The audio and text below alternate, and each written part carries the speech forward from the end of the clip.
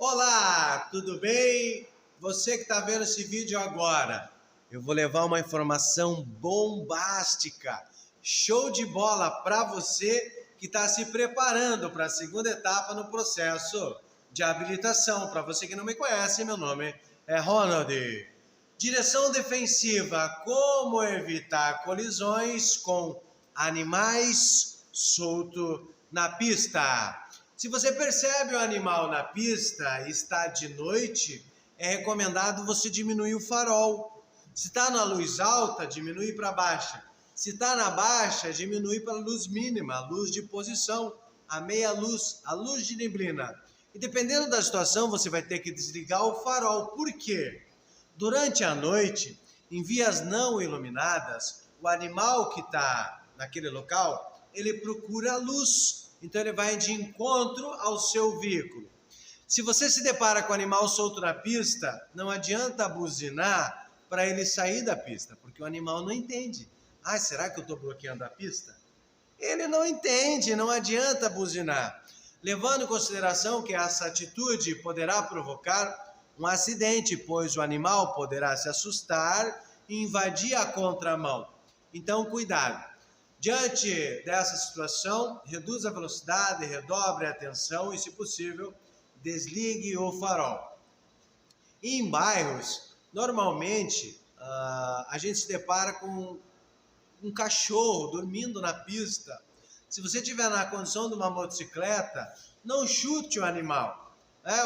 Cachorro tem cachorros que têm o costume de correr atrás do motociclista. Não adianta você chutar. Isso daí é crime ambiental, maus trato aos animais, além do risco iminente de você desequilibrar da moto e cair. Nessa situação, se o cachorro está correndo atrás da moto latindo, você acelera, que ele vai desistir em breve. Atropelar um animal de pequeno porte pode acontecer uma tragédia de grandes proporções, como um de grande porte. Se atropelar, por exemplo, um cavalo, o que vai acontecer? Esse animal de grande porte, ele não vai voar por sobre o carro, como se fosse uma Matrix. Tem gente que acha que o cavalo, a vaca, o búfalo, ele vai voar por sobre o carro. Não, ele entra pelo para-brisa, esmagando todos os ocupantes do veículo. Lembrando que quando é encontrado o dono do animal, ele é responsabilizado pelo acidente. Ele será responsabilizado. Então, se você tem um cachorro, um pet, quando você chega na tua residência, quando você abre o portão e ele foge, e se acontece um acidente, imagina, um motociclista bate e cai, e provoca um trauma nesse motociclista. O dono do animal, você, dono do pet, será responsabilizado. E quando o condutor passa por cima do animal, mata o animal, o que tem que fazer? Tem que parar, estacionar em local seguro, ligar o pisca-alerta, colocar o triângulo e tirar o animal da pista. E se eu não tirar o animal da pista, é infração de trânsito? Não é infração de trânsito, é crime ambiental. Por que eu tenho que tirar o animal da pista? Porque aquele animal pode ser um obstáculo para os demais usuários das vias e poder provocar um acidente. Então, sabendo disso, se cair na tua prova, o que o condutor deverá fazer diante da presença de animais na pista? Reduzir a velocidade, redobrar a atenção. Estiver no período noturno, ou diurno, não buzinar, e noturno, desligar os faróis. Lembrando, senhoras e senhores que estão vendo esse vídeo agora, que o Código de Trânsito Brasileiro tem 341 artigos, 20 capítulos, 17 vetados e 1 revogado pelo Presidente da República. E o artigo 220 do CTB menciona que deixar de reduzir a velocidade do veículo de forma compatível com a segurança do trânsito, a aproximação de animais na pista, infração grave, penalidade multa de R$ 195. Então, fique atento. Continuando aqui, colisão com animais. Quando você perceber um animal na pista, se você puder reduzir a velocidade, você vai fazer. Se você puder parar o veículo para não atropelar o animal, você vai fazer isso. Agora, é muito perigoso desviar do animal bruscamente. Eu vou relatar um assunto bem... uma história que aconteceu em Curitiba, na capital do Paraná. Há uns 12, 15 anos atrás, um pai de família, ele estava levando o filho para a escola de 7 anos de idade na cadeirinha. Então, pela manhã, essa criança de 7 anos de idade, ela estava sonolenta, e cochilando, dormindo praticamente na cadeirinha. Quando, de repente, a 60 km por hora, um cachorro, um pet, atravessou na frente do automóvel. Qual foi a atitude desse pai, desse motorista? Ele fez um movimento brusco para desviar o animal. E voltou. Quando esse pai chegou na escola, para deixar a criança, ele começou a chamar: filho, vamos, acorda filho, acorda filho, acorda filho. Chegamos na escola e de repente ele se deparou com o filho morto. Esse pai de família, ele cuidou da integridade física da vida do animal, mas sem saber, claro, e a consequência foi a morte do filho, porque quebrou o pescoço. Eu não estou falando para você passar por cima do animal, eu não estou falando para você matar o animal, mas em determinadas situações no veículo vai estar você, a tua esposa, o teu filho, o teu pai, tua mãe. Dependendo da situação, vai ter que segurar firme o volante e seguir em frente. Porque se for fazer uma manobra brusca, existe o risco de você perder o controle da direção, capotar o veículo ou bater de frente com os veículos que vêm em sentido contrário. Então, diante dessa situação, reduza a velocidade, redobre a atenção e cuidado. Atenção você que está se preparando para a segunda etapa do processo de habilitação, para a prova teórica. Lembrando que são 30 questões, 50 minutos e você pode errar 9. Tem alguns estados que é 1 hora de prova e 40 questões. Tem que acertar 28. Então, uma questão possível em cair em sua prova. Direção defensiva, tipos de colisão. Qual é a colisão mais perigosa? Qual é o tipo de acidente que é mais perigoso? Resposta: a colisão frontal. A colisão frente com frente. Por que a colisão frontal é a mais perigosa? Em uma colisão frontal existem 3 tipos de acidente. Primeiro, veículo com veículo que batem de frente e param quase que instantaneamente. O veículo para, mas naquele exato momento os ocupantes do veículo continuam viajando contra o painel, contra o volante, contra o para-brisa e contra o próprio cinto de segurança. O terceiro acidente são os órgãos internos que são comprimidos pelo cinto de segurança. E tem um agravante: as velocidades somam. Se bater a 80 km por hora, vai bater a 160. Se bater a 100 km por hora, a velocidade soma, bate a 200. O que contribui a colisão frontal? Quais são os fenômenos que contribuem para as colisões frontais? Excesso de velocidade, ingestão de bebidas alcoólicas e dirigir, ultrapassagem em locais proibidos e sem visibilidade, por exemplo, ultrapassagem em aclives, ultrapassagem em curvas, falta de manutenção no automóvel. Para evitar a colisão frontal, não exceda os limites de velocidade. Se beber, não dirija. Ultrapasse em locais permitidos e com visibilidade.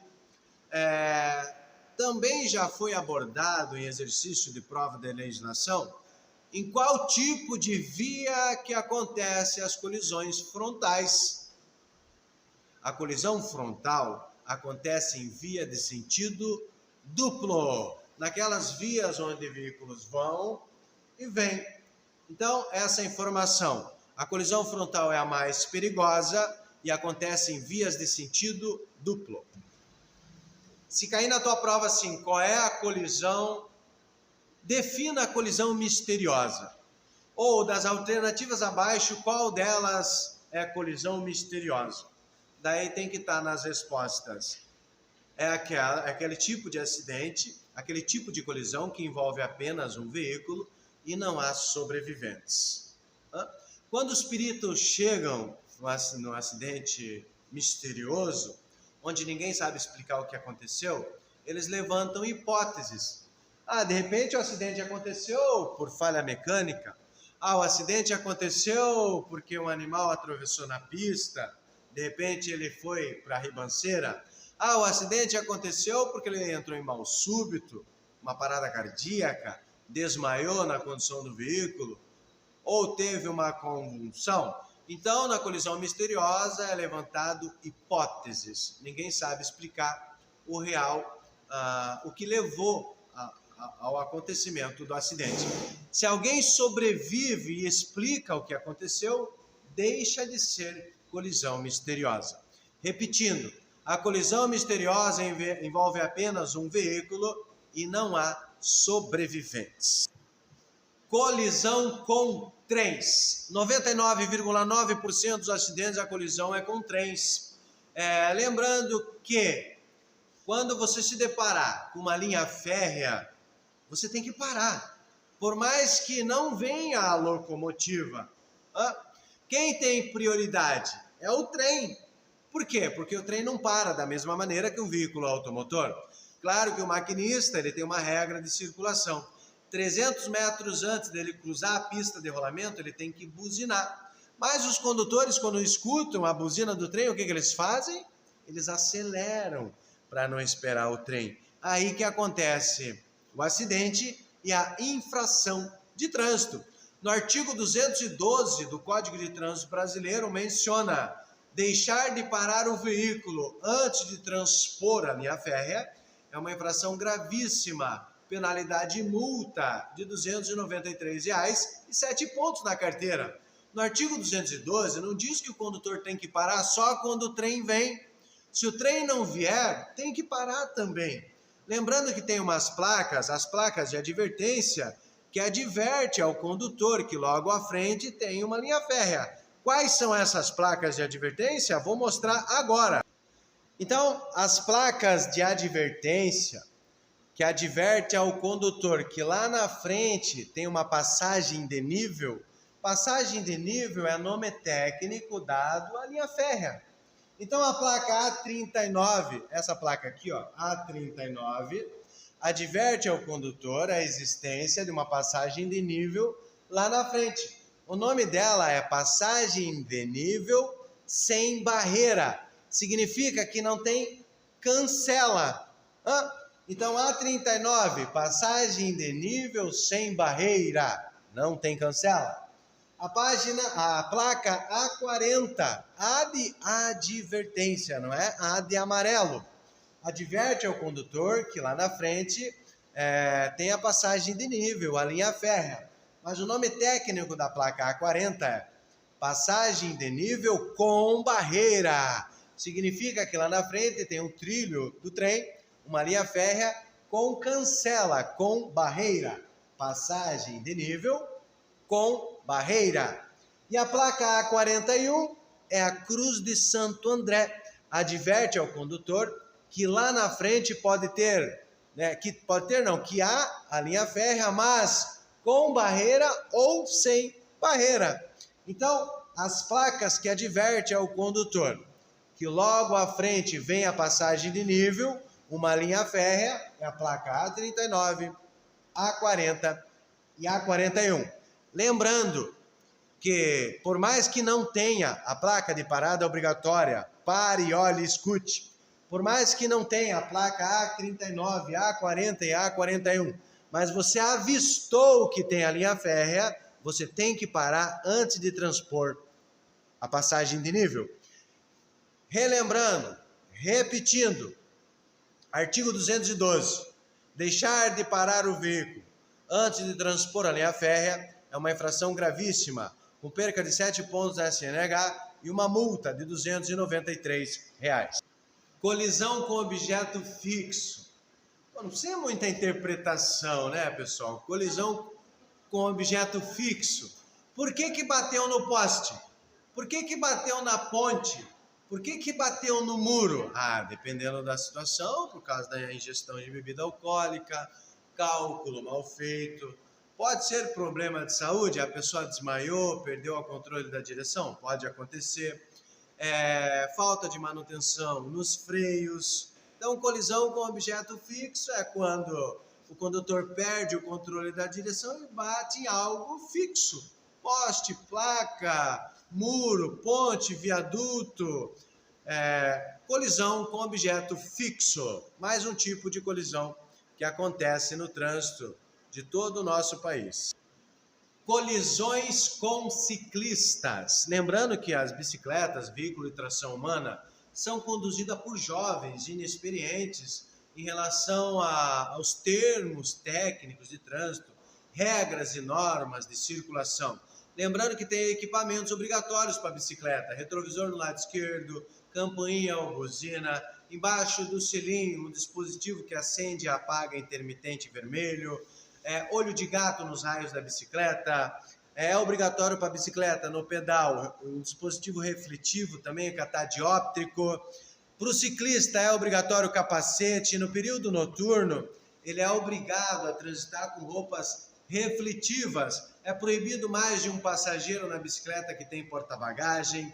É proibido empinar a bicicleta. É proibido conduzir a bicicleta com apenas uma mão, salvo para fazer gestos regulamentar de braço. Se cair na tua prova, qual é a distância mínima lateral que você deve deixar do ciclista? Qual é a distância mínima lateral que você deve deixar do ciclista? O pessoal de sala de aula lembra? Sim. Qual é a distância mínima?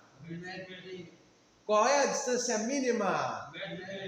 1,5 metro. Não é só de ciclista, não. É de todos os veículos. Se você puder ficar um pouquinho mais longe, beleza. Então, no mínimo, 1,5 metro. Lembrando que no artigo 220 do CTB, Código de Trânsito Brasileiro, deixar de reduzir a velocidade do veículo de forma compatível com a segurança do trânsito a ultrapassar ciclista é uma infração gravíssima. Penalidade de multa de R$ 293 e 7 pontos na carteira de habilitação.